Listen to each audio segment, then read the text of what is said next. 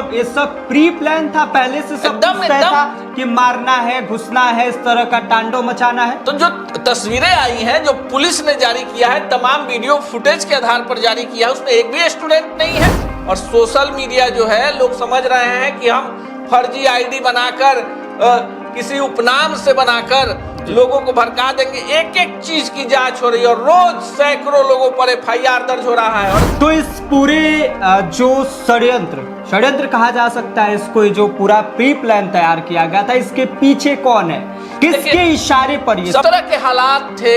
चुन चुन कर बड़े चैनलों के पत्रकारों को गला दबाने की कोशिश की गई, पीटा गया, और उन तमाम चीजों के वीडियो फुटेज उपलब्ध है। जहानाबाद में आपने देखा, सीधे DM आवास पर पुलिस को वहां पर फायरिंग करनी पड़ी।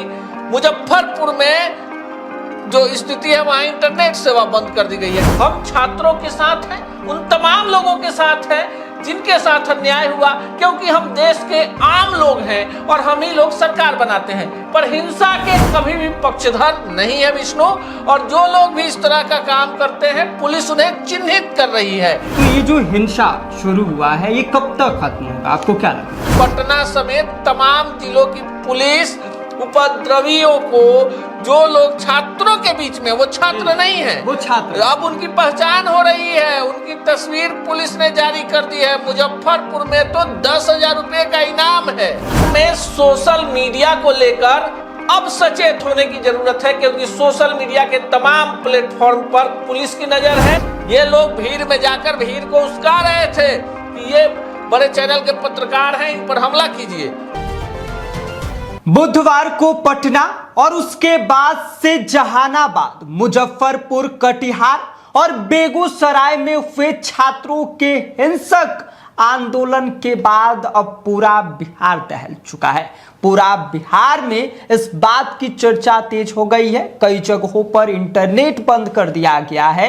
और आज इसी पर चर्चा के लिए हमारे साथ वरिष्ठ पत्रकार अनूप नारायण सिंह सर है, जिनसे हम जानेंगे कि इस हिंसक और इस उपद्रव के बाद बिहार में और क्या कुछ होने वाला है और क्या कुछ इसका राजनीति पर भी प्रभाव पड़ने वाला है। लेकिन उससे पहले सर स्वागत है, क्या कुछ प्रभाव पड़ेगा? देखिए, हम आपको पहले करेक्ट करेंगे कि आपने कहा कि छात्रों के हिंसक आंदोलन, छात्रों का जो आंदोलन होता है वो हमारे देश में अहिंसक आंदोलन होता है। पर पटना में जो कुछ भी हुआ वो पहले से एक तैयार स्क्रिप्ट के हिसाब से हुआ। इससे पहले भी हम लोगों ने पिछले 2 दशकों में कई बड़े जन आंदोलन देखे पटना में, लेकिन पत्रकारों पर कभी हमला नहीं हुआ।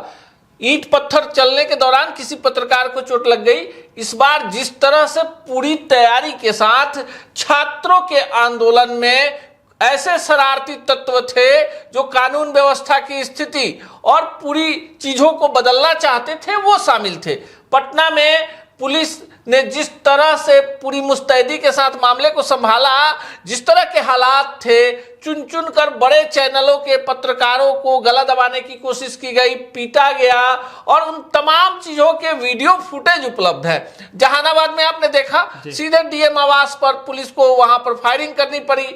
मुजफ्फरपुर में जो स्थिति है, वहां इंटरनेट सेवा बंद कर दी गई है। कई जगह जो ये हालात तैयार किए गए, ये सिर्फ एक आंदोलन नहीं हो सकता है। आंदोलन कभी भी इस तरह का नहीं होता है।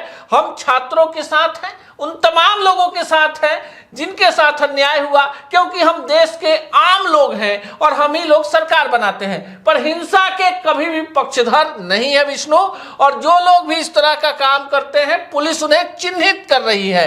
पहली बार आप देख रहे हैं कि पटना समेत तमाम जिलों की पुलिस उपद्रवियों को, जो लोग छात्रों के बीच में, वो छात्र नहीं है, वो छात्र, अब उनकी पहचान हो रही है, उनकी तस्वीर पुलिस ने जारी कर दी है। मुजफ्फरपुर में तो 10,000 रुपए का इनाम है।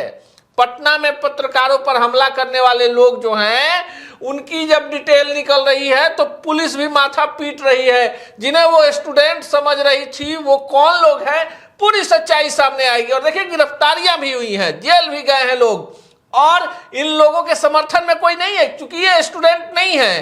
ये पहले से एक प्लान बना हुआ था कि छात्रों के आंदोलन के बीच में घुसना है और इस तरह के काम को करना है जिससे हिंसा भड़क जाए। हम लोग लोकतांत्रिक देश में रहते हैं, यहाँ संविधान और कानून के अनुसार सब कुछ चलता है। सरकार जनता बनाती है, 5 साल बाद समय आता है। आप अगर सरकार के कामकाज से नाखुश हैं तो आप धरना दे सकते हैं, प्रदर्शन कर सकते हैं, लेकिन पत्थर चलाना, कैमरे के सामने पत्रकारों का गला दबाना, पुलिसकर्मियों पर हमला करना और पूरे आंदोलन को एक डाइवर्ट करने की कोशिश है। लेकिन बिहार पुलिस इस बार काफी सतर्क है। और आपको विष्णु बताएं कि इस बार सम्राट चौधरी के गृह मंत्री और मुख्यमंत्री, चूंकि वो मुख्यमंत्री भी हैं और गृह मंत्री भी हैं जी, बिहार में सोशल मीडिया को लेकर अब सचेत होने की जरूरत है, क्योंकि सोशल मीडिया के तमाम प्लेटफॉर्म पर पुलिस की नजर है, साइबर सेल की नजर है। अगर आपने किसी के मैसेज बॉक्स में घुसकर कुछ भी अनावश्यक कमेंट भी किया या पोस्ट, कोई भी आपने मनगढ़ंत पोस्ट कर दिया, वीडियो डाल दिया, लोगों को भड़काने वाली बात बता दी, कुछ ऐसा आपने षड्यंत्र रच दिया जिससे समाज में बड़ा एक हिंसात्मक वातावरण तैयार हो जाएगा, आपके खिलाफ FIR ही नहीं हो रही, आपकी ID भी बहुत सारे, कम से कम जो जानकारी है कि 30 से 35 ऐसे इन्फ्लुएंसर भी उसमें शामिल है जो तस्वीरें लगातार पटना से जारी हो रही है और जिलों से जारी हो रही है। ये लोग भीड़ में जाकर भीड़ को उस्का रहे थे कि ये बड़े चैनल के पत्रकार हैं, इन पर हमला कीजिए। कौन है लोग? ये सब प्री प्लान था, पहले से सब कुछ तय था कि मारना है, घुसना है, इस तरह का तांडव मचाना है। तो जो तस्वीरें आई हैं जो पुलिस ने जारी किया है, तमाम वीडियो फुटेज के आधार पर जारी किया है, उसमें एक भी स्टूडेंट नहीं है, उसमें एक भी स्टूडेंट नहीं है, उसमें एक भी स्टूडेंट नहीं है। कौन लोग हैं? तो पुलिस पूरा डिटेल दे रही है। अभी हम उस पर बोलना उचित नहीं समझते हैं, लेकिन हम फिर भी अपील करेंगे कि हम और आप एक ऐसे देश में, एक ऐसे राज्य में, एक ऐसी व्यवस्था में रहते हैं जिसके लिए सभी के लिए कानून समान है। आप लोगों को भड़काकर, हिंसा के वातावरण को बनाकर किसी बड़े आंदोलन को आप डाइवर्ट करने की कोशिश कर रहे हैं। नीट पेपर वाले मामले में पूरा देश एक है। प्रधानमंत्री रात के 12 बजे वीडियो जारी करते हैं जी, जो अनशनकारी थे उनसे बात होती है, उनकी मांगों को केंद्र सरकार ने मान लिया है। आप जो काम छात्रों के नाम पर कर रहे हैं वो आंदोलन नहीं है, और ये भारत है, ये नेपाल और बांग्लादेश नहीं है। यहां पर जिस तरह का वातावरण बनाने की कोशिश हो रही है उस पर बिहार पुलिस ने बड़ा कदम उठाया है। और सोशल मीडिया जो है, लोग समझ रहे हैं कि हम फर्जी ID बनाकर, किसी उपनाम से बनाकर लोगों को भड़का देंगे। एक एक चीज की जांच हो रही है और रोज सैकड़ों लोगों पर FIR दर्ज हो रहा है। और सिर्फ FIR दर्ज नहीं हो रहा है, पुलिस उन लोगों की गिरफ्तारी भी कर रही है और उसमें जेल जाने तक का प्रावधान कर दिया गया है। इसलिए अगर आप सोशल मीडिया पर किसी भी प्रकार की भ्रामक चीजों को बढ़ावा दे रहे हैं, उस पर कमेंट कर रहे हैं, तो आप अपने लिए गड्ढा खुद खोद रहे हैं। तो इस पूरे जो षड्यंत्र कहा जा सकता है इसको, जो पूरा प्री प्लान तैयार किया गया था, इसके पीछे कौन है, किसके इशारे पर ये? सबसे पहले चीज समझिए, दिल्ली में छात्रों का आंदोलन होता है, पुलिस की लाठीचार्ज होती है। पटना में कुछ छात्र संगठनों ने विरोध प्रदर्शन के लिए पत्रकारों को आमंत्रित किया था, गांधी मैदान से विरोध प्रदर्शन निकलना था। आइसा जैसे संगठनों के पास उतनी बड़ी संख्या बिहार में, पटना में नहीं है जितने छात्र आ गए उस आंदोलन में। उन्हें गांधी मैदान रोकने की कोशिश की गई, फिर उन्हें डकबंगला चौराहा रोकने की कोशिश की गई, फिर उन्हें इनकम टैक्स गोलंबर रोकने की कोशिश की गई, फिर उन्हें हड़ताली मोड़ रोकने की कोशिश की गई, और आंदोलनकारी जो थे वो CM हाउस तक पहुंच गए, आंदोलनकारी बीजेपी कार्यालय तक पहुंच गए। और जिस तरह से छात्रों के भीड़ में कुछ ऐसे शरारती तत्व थे जो भड़का रहे थे, जो कह रहे थे कि पत्रकारों पर हमला कीजिए। अब बताइए, लोकतांत्रिक व्यवस्था में पत्रकार अगर कैमरे बंद हो जाएं तो फिर सोचिए पुलिस निरंकुश हो सकती है। सोचिए कि क्या होगा उन आंदोलनकारियों के साथ। जो मीडिया के कैमरे हैं वो कैमरे आपको बचाते हैं, आप ही के बच्चे हैं, आप ही के बीच के निकले हुए लोग हैं। बहुत सारी चीजें सोशल मीडिया पर लोग बिना सोचे समझे पोस्ट करते हैं। ऐसा वातावरण बना रहे हैं कि देश में हर चीज को आप अपने चश्मे से नहीं देख सकते हैं। बहुत सारी ऐसी चीजें हैं जिस पर बहस होनी चाहिए और उस पर खुली बहस होनी चाहिए।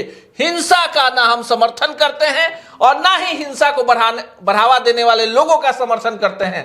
पुलिस व्यवस्था कर रही है और पुरजोर व्यवस्था कर रही है, इसलिए किसी भी प्रकार की भ्रामक, भड़काऊ और आपके जनभावना को भड़काने के लिए जो लोग भी हैं उनकी पड़ताल होनी चाहिए। पुलिस तो टोल फ्री 2 नंबर भी पटना पुलिस ने भी जारी किया है, मुजफ्फरपुर में भी जारी हुआ है, जहानाबाद में, तमाम जहां जहां हिंसा हुई है और लोगों से वीडियो फुटेज और जो जिनकी तस्वीरें जारी की गई है उनके बारे में जानकारी मांगी जा रही है। तो ये जो हिंसा शुरू हुआ है ये कब तक खत्म होगा, आपको क्या लग रहा है? देखिए, हिंसा पहले 2 चीजें हैं जो आप, ऐसा नहीं है कि जो पूरा वातावरण है हिंसात्मक है। छात्र आंदोलन कर रहे हैं, सबको पता है, देश में लोगों को लग रहा है, सब जो देखिए बहुसंख्यक लोग जो हैं, जो बीजेपी के भी सपोर्टर हैं, जो एनडीए के भी सपोर्टर हैं, उनको लग रहा है कि सरकार को इस पर कदम उठाना चाहिए। सरकार का मतलब क्या होता है? केंद्र की सरकार है, सरकार आज अध्यादेश ला चुकी है। इस पर कल रात 12 बजे देश के प्रधानमंत्री हैं, उनका बयान आया है, उन्होंने स्वीकार किया है कि नीट मामले में जो कुछ भी हुआ है उस पर सरकार त्वरित कार्रवाई करेगी, दोषियों को दंडित करेगी। अब बताइए, आप जिस सिस्टम में रहते हैं आप उसी सिस्टम के हिसाब से चलिएगा, आपके हिसाब से सिस्टम नहीं चलेगा। अगर कहीं गलती हुई है, सरकार अगर कदम नहीं उठाती है, आंदोलन होना चाहिए, आंदोलन का समर्थन है, लेकिन हिंसा का कहीं से भी समर्थन नहीं है। बाकी आप इस पूरी चर्चा को लेकर क्या सोचते हैं, इस पर आपकी क्या कुछ प्रतिक्रिया है, हमें अपनी राय भेज दीजिए। बाकी आप देख रहे हैं स्वराज पोस्ट और मेरा नाम विष्णु है। छात्रों ने डॉक्टर एवं इंजीनियर बनकर सफलता की ऊंची उड़ान भरे है, जहां साधारण छात्र भी बिहार एवं झारखंड टॉपर बनकर बड़ा इतिहास बना रहे हैं। दूरदर्शी शिक्षाविद श्री विपिन सिंह के मार्गदर्शन में मेडिकल एवं इंजीनियरिंग के लाखों छात्रों के लिए आशा की किरण के रूप में गोल, द रिजल्ट फैक्ट्री